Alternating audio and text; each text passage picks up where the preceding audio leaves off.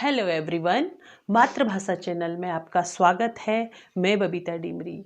हम पढ़ रहे हैं हिंदी व्याकरण का क्रैश कोर्स, जिसमें हमने पहले पाठ भाषा, बोली, लिपि तथा व्याकरण को 4 लेसन में कंप्लीट कर लिया है और हम इसका अगला जो अपना पाठ है उसको 5वें लेसन से शुरू करेंगे। पिछले पाठ में मैंने आपको बताया था कि भाषा किसे कहते हैं, बोली क्या है, लिपि क्या है और व्याकरण किसे कहते हैं।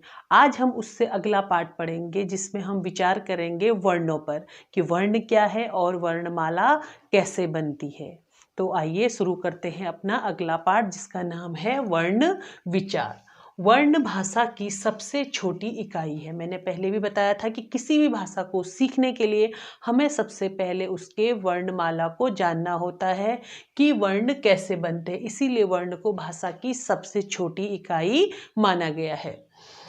वर्ण भाषा की सबसे छोटी इकाई है, उसके टुकड़े नहीं किए जा सकते, किंतु उन वर्णों से मिलकर शब्द बनाए जा सकते हैं। कैसे? जैसे यहाँ पे लिखा हुआ है आम। आम को देखेंगे आप, इसमें कितने वर्णों से मिलकर आम एक शब्द बना है। जैसे आ प्लस मौ प्लस औ से मिलकर बना है आम।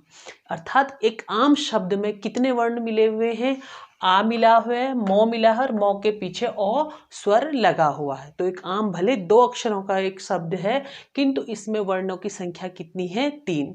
तो वर्ण के टुकड़े नहीं किए जा सकते हैं, लेकिन वर्णों से मिलकर शब्द बनाए जा सकते हैं। उसी तरह है केला शब्द है। केला शब्द में कितने वर्ण मिले हुए हैं? देखिए, क प्लस ए प्लस लौ प्लस आ। केला शब्द में कितने वर्ण मिले हैं? 4 वर्ण मिले हैं। क मिला है, ए मिला है, एक स्वर है, लौ है और उसमें आ फिर स्वर मिला हुआ। इन 4 वर्णों से मिलकर केला शब्द बना है।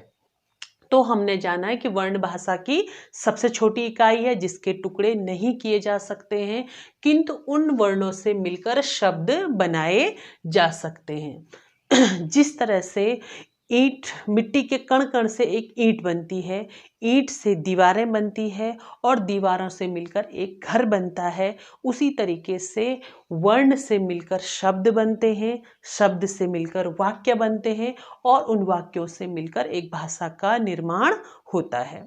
अब अगला देखते हैं क्या है वर्णमाला। अभी तक तो हमने वर्णों के बारे में जाना, अब हम जानेंगे कि वर्णमाला किसे कहते हैं। वर्ण से आप परिचित हो चुके हैं, वर्ण मैंने बता दिया क्या है। अब इसके पीछे एक माला शब्द जुड़ा है, तो माला आप जानते हैं किसे कहते हैं। जैसे फूलों को जोड़ जोड़कर हम एक माला का निर्माण करते हैं, उसी तरीके से वर्णों को व्यवस्थित क्रम में जोड़ जोड़कर हम एक वर्णमाला का निर्माण करते हैं। वर्णों का समूह ही वर्णमाला कहलाता है। अर्थात जो वर्णों का समूह है, वर्णों को जो हम ग्रुप में बांटते हैं, व्यवस्थित क्रम में लगाते हैं, उसके बाद यही समूह वर्णमाला कहलाता है। जैसे फूलों से मिलकर माला बनी, उसी तरह वर्णों से मिलकर वर्णमाला बनी। क्लियर हो गया इतना? इसके बाद है हिंदी वर्णमाला में 2 तरह के वर्ण हैं। जो हमारी हिंदी वर्णमाला है उसमें वर्ण के कितने प्रकार हैं? 2 हैं। पहला है स्वर और दूसरा है व्यंजन। तो पहले हम स्वर के बारे में पढ़ेंगे कि स्वर क्या है। सबसे पहले स्वर कितने हैं ये आपको पता होना चाहिए। स्वरों की संख्या कितनी है? 11 है। यहाँ पे एक प्रश्न बनता है स्वर कितने हैं? 11 हैं। और दूसरा प्रश्न बनता है स्वरों की मात्राएं कितनी हैं? तो वो 10 हैं। कैसे? पहले जानते हैं स्वर कौन कौन है। 11 ओ, आ, ई, उ, री, ए, आई, ओ और आओ। ये कितने हैं? 11 स्वर हैं। किंतु स्वरों अगर पूछा जाएगा स्वर कितने हैं तो आप बताएंगे 11, किंतु अगर पूछा जाएगा स्वरों की मात्राएं कितनी है तो आप बताएंगे 10। क्यों? क्योंकि अ की कोई भी मात्रा नहीं होती, बाकी सबकी मात्राएं लगती, किंतु अ की मात्रा नहीं होती है। उसके बाद देखते हैं व्यंजन। व्यंजन बहुत सारे हैं, लेकिन इनको कुछ वर्गों में विभाजित किया गया, व्यवस्थित क्रम में रखा गया, इसीलिए ये वर्णमाला कहलाती है। तो देखिए, व्यंजन को सबसे पहला वर्ग है क वर्ग। क वर्ग के अंतर्गत आते हैं क, ख, ग, घ, ग। चवर्ग, चवर्ग के अंतर्गत आते हैं च, छ, ज, झ और य। उसके बाद है टवर्ग। टवर्ग के अंतर्गत आते हैं ट, ठ, ड, ढ, अण। उसके बाद है तवर्ग। तवर्ग के अंतर्गत आते हैं त, थ, द, ध, न। उसके बाद है पवर्ग। पवर्ग के अंतर्गत आते हैं प, फ, ब, भ, म।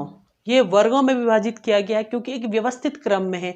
आप देखिए कि प्रत्येक वर्ग में जो वर्णों की संख्या है वो 5 है और ये पूरे जो 5 वर्ग हैं इन वर्गों को कहा जाता है स्पर्श व्यंजन। ये सारे के सारे जो वर्ग हैं ये स्पर्श व्यंजन कहलाते हैं। क्यों? क्योंकि ये जीभ को स्पर्श करते हुए निकलते हैं। ठीक है। उसके बाद है अंतःस्थ व्यंजन। अंतःस्थ व्यंजन, अंतःस्थ का अर्थ होता है बीच में। जब जिह्वा वर्ण के उच्चारण में मध्य में आती है तो वो क्या कहलाते हैं? अंतःस्थ व्यंजन कहलाते हैं। और वो कौन कौन है? य, र, ल, व। ये क्या है? अंतःस्थ व्यंजन। उसके बाद है ऊष्म व्यंजन, जिसमें कि इन वर्णों को निकालते हुए मुख से ऊष्मा बाहर निकलती है। ऊष्मा यानी गर्मी बाहर निकलती है। वो कौन कौन है? श, श, श, ह। ये 3 श है, इनका भी एक क्रम है। इनको भी आप इधर उधर नहीं लिख सकते, इसी क्रम में आपको लिखना होता है। स, स, स, ह। अब देखिए, इसे कहते हैं तालव्य स, इसे कहते हैं मूर्धन्य स और इसे कहते हैं दंते स। उसके बाद है संयुक्त व्यंजन। संयुक्त व्यंजन में है अक्ष, त्र, ज्ञ और श्र। ये 2 व्यंजनों से मिलकर बनते हैं, इसीलिए इन्हें कहते हैं संयुक्त व्यंजन। अब आगे हम विस्तृत चर्चा करेंगे, तब आपको बताएंगे कि प्रत्येक ये जो व्यंजन है वो किन किन व्यंजनों से मिलकर बना है, स्वरों की क्या विचार हैं। स्वरों पे हम पूरी चर्चा अगली वीडियो में करेंगे। उसके बाद है अयोगवाह। अयोगवाह है 2 अंग और अह। अयोगवाह किससे कहते हैं? देखा होगा हमने, अ से लेकर आओ तक तो हमने यहाँ पे स्वरों में ले लिया, किंतु अंग और अह को हमने अयोगवाह इसलिए माना जाता है क्योंकि ना ये स्वरों की श्रेणी में आते हैं और ना ही ये व्यंजन की श्रेणी में आते हैं। उसके बाद 2 हमारे पास और बच जाते हैं, ड़ और ढ। ये ड और ढ अलग है, ड़ और ढ अलग, जिनके नीचे बिंदु लग जाती है। तो कुल आपने देखा होगा कि हिंदी वर्णमाला में जो वर्णों की संख्या है वो कितनी हो रही है? 52 यानी 52, जिसमें कि 11 स्वर है। बाकी हमने व्यंजनों को अलग अलग वर्गों में विभाजित किया है। तो हमने आज जाना कि वर्ण विचार में हमने क्या जाना कि वर्ण किसे कहते हैं, वर्ण कैसे वर्णों से मिलकर शब्द बनते हैं। उसके बाद हमने जाना कि हिंदी वर्णमाला में कितने तरह के वर्ण होते हैं, जिसमें स्वर और व्यंजन हैं। स्वर कितने हैं, स्वरों की कितनी मात्राएं हैं, व्यंजन कितने वर्गों में विभाजित किए गए हैं और प्रत्येक वर्ग के लिए क्या क्या नाम दिया गया है। आशा है आपने इस वीडियो को ध्यानपूर्वक सुना होगा और समझा होगा और आप इससे लाभ उठाएंगे। धन्यवाद।